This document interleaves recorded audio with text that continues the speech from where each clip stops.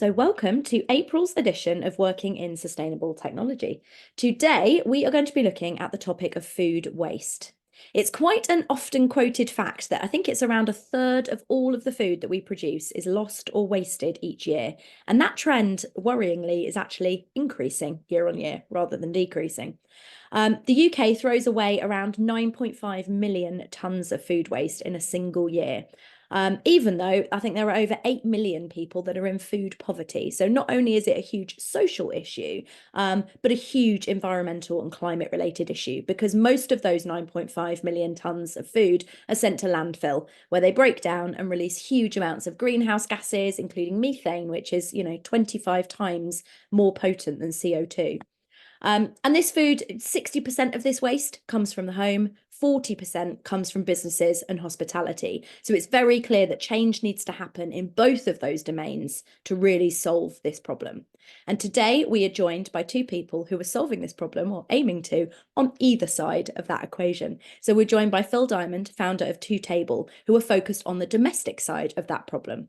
toTable's a meal planning tool that's aiming to transform the way we buy and cook food to ensure that we buy better, eat better, and waste less. And we are also joined by Jamie Crummie, founder of Too Good To Go, who's focused more on the commercial side of that problem. Too Good To Go, as many of you may have heard of, is a mobile app that lets you rescue unsold food from shops and restaurants to stop it going to waste. They have over 25,000 businesses using their app around the world, and they've saved over 37 million bags of food from landfill. So I'm delighted to have both Phil and Jamie joining us today. So first up, Phil is going to talk to you about his journey to founding toTable, what he's building, and the careers and skills that he will need in that business as they grow. So Phil, please join us. Hi, thank you. Nice, very solid introduction. You did your homework beyond our initial chat. I'll share some slides. There's very little, just to keep it short and sweet. I promise it will be short and sweet, but I will share it. There we go. Can everybody see that? Yes, cool. Of course, then it's gone and disappeared on me. Classic technology. Isn't that the best? Okay, whatever. So, look, I'm going to keep it short and sweet. I'll tell you a tiny bit about how I got here in my journey, and then I'll run through all of these points really quickly. So my journey, I'm from the US, if that wasn't obvious. I studied my undergrad management and business. I found that a little bit too vanilla, so I ended up doing a lot of computer science and design as well, and a little bit of the psychology and mediation and just sort of understanding people. I then spent 10 years working in Singapore in tech companies. I did sales roles, marketing roles. I wrote code, kind of some of everything. I spent 5 years in exec search, where I was running Asia for a number of businesses, built teams for, Sequoia-backed early stage startups, all the way up to big corporates. And the reason that's interesting and that matters, and it's really particularly relevant to anyone who's looking at this space, is that this is a space that's still very young, and we kind of need all the help we can get. There's no easy job where you can have lots of impact, without being willing to get your hands dirty and kind of tackle a ton of problems. And so I've kind of been all over the place, and that's really helped me actually navigate what's been a very complicated journey. So I ended up founding toTable because I grew up with really high cholesterol, bad luck genetically. But it made me, and I was very passionate about food, so it made me very conscious of nutrition and health and lifestyle from a very young age. As I grew up, got married, had kids, it got harder and harder to stay on top of. And so I wanted a solution. I assumed there was one, and it didn't exist. So I spent years, I think I had a timeline slide I put together, but managed to not include. But we'll see, maybe it's in there. I spent years mapping it out before I was kind of ready. And then, yeah, I think it's in there. So we'll circle back. But essentially, after years of planning, I put together a team and I cracked on, and we've made a lot of progress since. So I'll dive in. I'll talk a little bit, give a little teeny tiny bit of history. If you can imagine back, thousands of years ago, you had a farm. You had probably some unpaid child who was then sent to market to find someone to buy your grain or whatever. And then that person would then take a boat across the river, because they were the only one with a boat, to sell it in the next village. And then that village would have a market. And you can imagine all of these layers were necessary in order to get food from farms in one village to the major city down the river, or whatever. The problem is that hasn't changed. We still have the person running across across town to the person getting on the boat. It's happening on email. Doesn't really make a lot of sense. And all of these layers add a ton of inefficiency. And so to make that a little bit clearer, if you can imagine, this is a bit simplified. I've just said middlemen. I don't mean that in a gendered way. I don't know what middle people. But essentially, farms make stuff, but they can't buy, like grocers aren't going to go have a relationship with a tiny farm selling 10 bags of carrots. So someone else aggregates and combines all of that and manages that. The grocer buys from them and then stocks lots of things for you as a consumer to show up and purchase. Now, on the left here, you can see I've said supply is blind. This is really important because the challenge is that all of those systems just do their thing, right? Farms make stuff. They try and guess. Maybe they get a little bit of insight. Maybe they subscribe to an insights platform, but it's very blind. It's like very old fashioned, and it has to be because there isn't a better way. Meanwhile, what ends up happening is people buy in an unpredictable way, right? The grocer has 1,000 bags of carrots they've ordered. Taylor Swift posts her favorite tomato soup recipe. No one's buying carrots. They just cancel the order. And the farms get screwed. They're just out of luck. Now, only in the last 10 years was policy introduced that actually protects those farms. And not every farmer even knows about it. And so now the grocer is accountable for those last minute cancellations. But anyway, what happens is there's a lot of inefficiency in the farming. So actually the farms waste a bit, but we won't talk about that right now. That's a separate space. A ton gets lost through those canceled orders. And then finally, people waste a ton, right? And so it's a third kind of at every stage, which is pretty devastating. What's also interesting is, and I think Jamie will also talk about this kind of space, the bottom here. He and I happen to work at two very few companies that are focused on the bottom of this value chain. And the reason the value chain is so important to focus on the bottom is to give data and insight to help farms, middlemen, and grocers make better decisions and improve that efficiency. So just to give you a tiny touch of what we do, this is the only thing I'm going to say about what we actually do. We take all this data, we build a meal plan that's actually based on the nutritional needs of your household. We make sure that we take into account the supply data of the grocer. And we help, instead of the industry term is demand smoothing, what we do is we actually do demand creation. So we can actually put a bag of carrots in your meal plan because we know you like carrots. They'll meet your nutritional needs. You'll get a discount, and the grocer will be able to sell it. And this will feel a little bit similar, Jamie, to what you guys do at Too Good to Go. It's different, but it's in the same sort of universe. And so consumers get better outcomes, better health, and save money.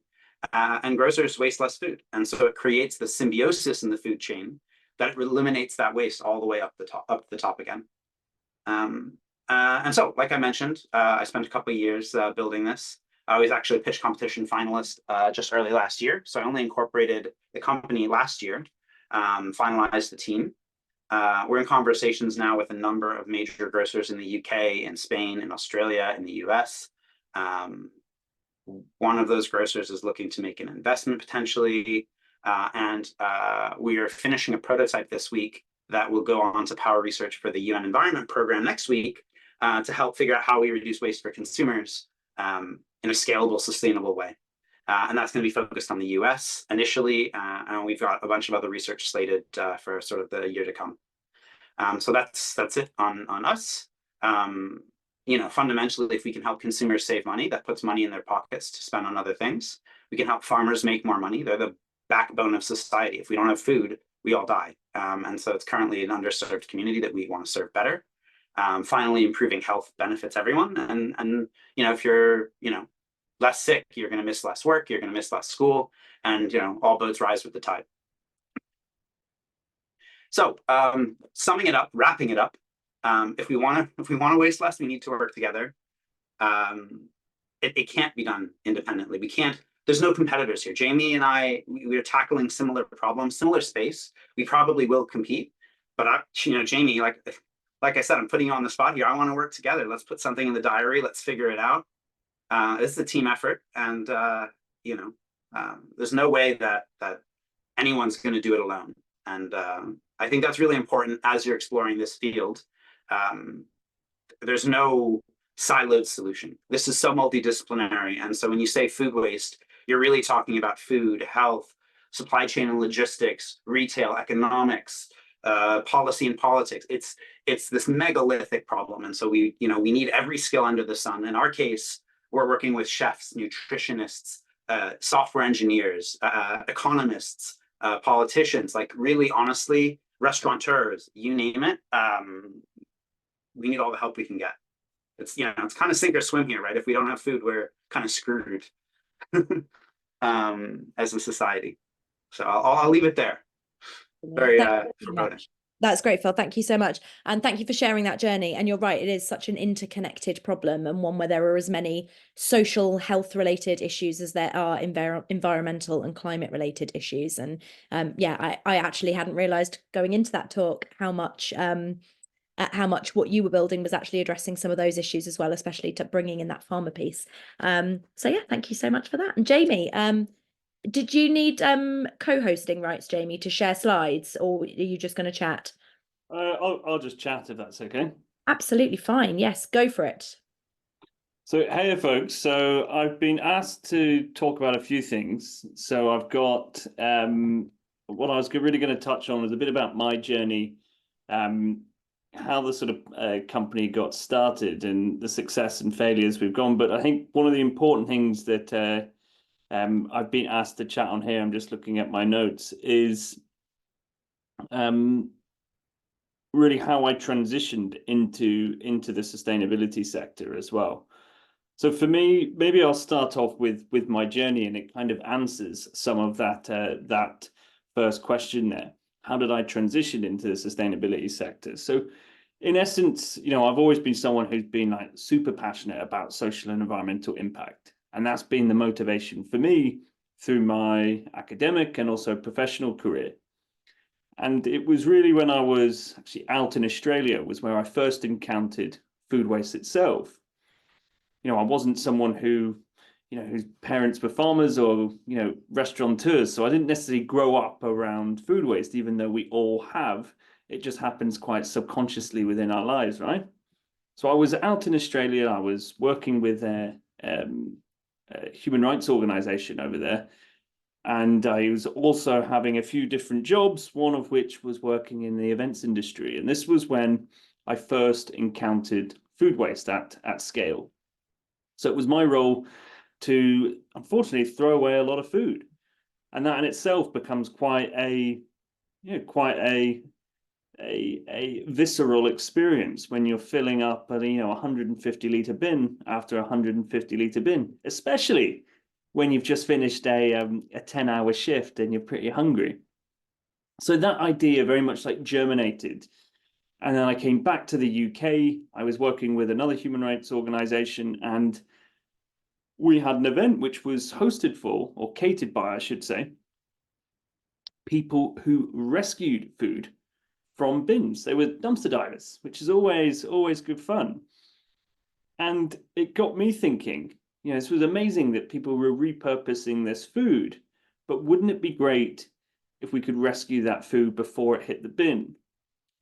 And really what I mean by this story in terms of my motivations around environmental and social impact, that transitioning into a sustainable career or something like this doesn't need to be a life-defining moment, but rather it becomes quite simple or quite an easy transition if it's something that you're passionate about.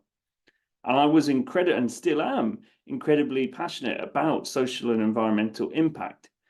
So even though, I hadn't had experience of setting up a business, even though I didn't have experience of food waste itself, it was something I was incredibly passionate about and was willing to, to put in that hard graft in those hard yards to make it a reality.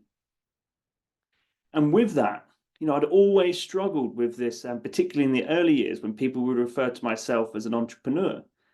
I wasn't someone who, back in the schoolyard or back at school, whatever it would have been, who had those sort of Richard Branson-esque characteristics. You know, I wasn't, you know, selling lemonade in the street like the Hollywood image of of kids starting their own side hustle, or I wasn't, you know, trying to sell cookies and things like this in the school playground like some of my entrepreneurial school pupils were.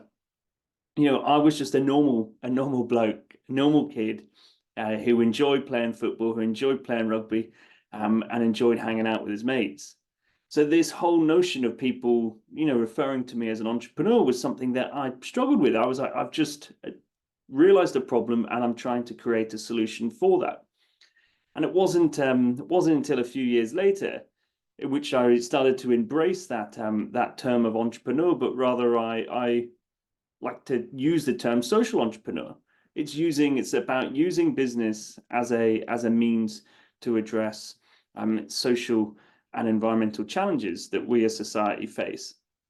So again, going back to this whole transition, this whole journey, for me, like being passionate about something was fundamental, because you know, when you were, you know, putting in those harder yards, when you were learning as you were going, it was something that you genuinely cared about. And so I think for anyone on this call which is thinking about transitioning to a sustainable career, you know, if it's something that you're passionate about, if it's something that you care about, that whole process should be a lot more simpler for you, or at least it will be an enjoyable one nonetheless. And so that the journey for me, it started as a super bootstrapped organization. You know, we were starting this on a shoestring. We didn't have conventional funding or institutional funding behind us to begin with. It started with a website. So we were testing that process, really trying to gauge whether there was a demand for the concept of Too Good To Go, which is all about rescuing food from businesses before it hits the bin. And it did work. There was a little bit of interest, a little bit in those early days, and we then invested in an app, and that technology grew. But again, that whole journey, that whole, you know, period from 2015 through to 2024, where we are now, has been a big journey. And it was, you know, developing that minimal viable product and really evolving from there. You know, it was so much about testing and testing fast, seeing what worked and what didn't work. And with that, you know, the product itself has massively evolved. We've gone from a business which was a single business unit, where we had a marketplace which allows people to rescue food from participating food businesses. And now we've launched our parcels business, which is a direct-to-consumer offering where we work with manufacturers and we send food directly to customers. So rather than being a collection only, we now have a delivery feature for like bigger quantities of food. And we've then introduced a SaaS platform as well. So really working specifically with retailers to enable them to use our AI-powered technology to introduce things like smart discounting.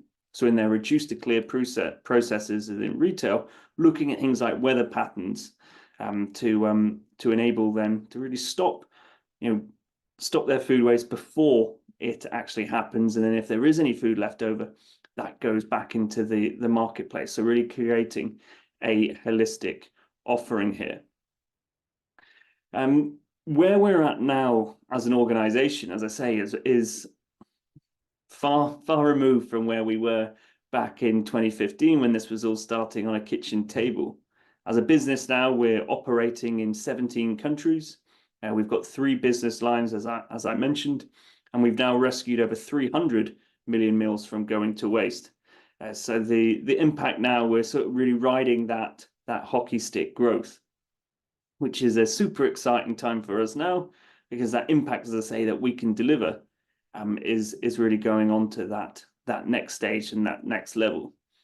When I think of, you know, the challenges and successes we've had, I think the big success is we've developed a community. a community which is geared towards creating social and environmental value, and also demonstrating that social impact businesses can succeed. So our business model is geared around delivering impact. So the more meals that we save, the better we perform commercially as an organization, but the more environmental impact that we deliver. So again, like it's ourselves, I think, is a big success, is actually being a case study that social impact businesses can work. They can perform commercially, and they can really act as a vehicle for change.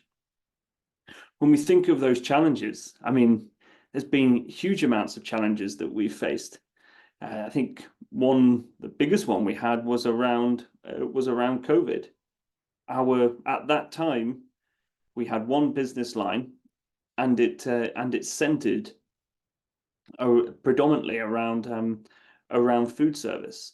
Now, during that time, retailers often, they were too busy to be able to use non-core operational tools or features like Too Good To Go. And then lots of food businesses or food service businesses had shut down.